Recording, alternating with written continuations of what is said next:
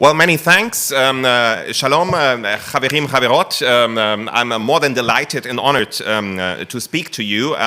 Sorry, it's me, the Sgan Shagir, Beshagirut Germania. Ambassador Steffen Seibert sends his regards. Unfortunately, he couldn't make it this morning. I'll make it brief, I promise. As we can see, this meeting already brings together very esteemed experts and political voices from both countries and from Europe and the Middle East. It highlights once again the reliable and professional cooperation between Europe, Germany and Israel in the field of counterterrorism. Tzachi Hanekbi was here this morning, and actually it's just a few days back that he was in Berlin because we had the second round of the German-Israeli strategic dialogue on foreign and security policy in Berlin. We there also sat down, we compared notes on threats posed by terrorism. We found out how deep and trustworthy our cooperation actually became.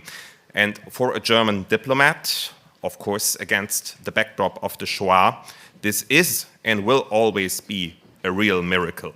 It is a miracle that enables us to develop a joint approach on terrorism and sometimes even to develop joint answers. The one issue I would like to highlight as an example of our cooperation is, of course, Iran and its proxies.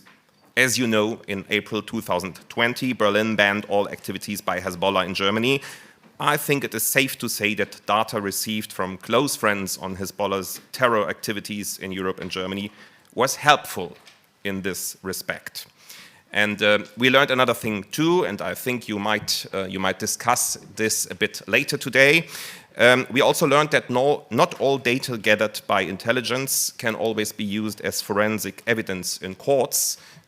How can we translate intelligence into forensic evidence used in courts is probably one issue that you discuss among experts yourself and maybe even today. Having said this, sometimes we are still working on a joint understanding, as for instance the Russian-Iranian cooperation against Ukraine. Moscow, this is our German, our European reading, of this extremely unholy alliance is becoming even more dangerous and ruthless by cooperating with Tehran. We therefore, and this comes as no surprise, wish for an even stronger commitment by our Israeli friends against the Russian war of aggression, especially with regards to offensive capabilities. Israel, and this is how it is discussed here, on the other hand, sometimes argues just the other way around. Same assessment, but the argument goes the other way around by saying that the alliance between Moscow and Tehran should be an eye-opener for naive Europeans, showing us how bad Tehran really is. So bad that they even support Moscow.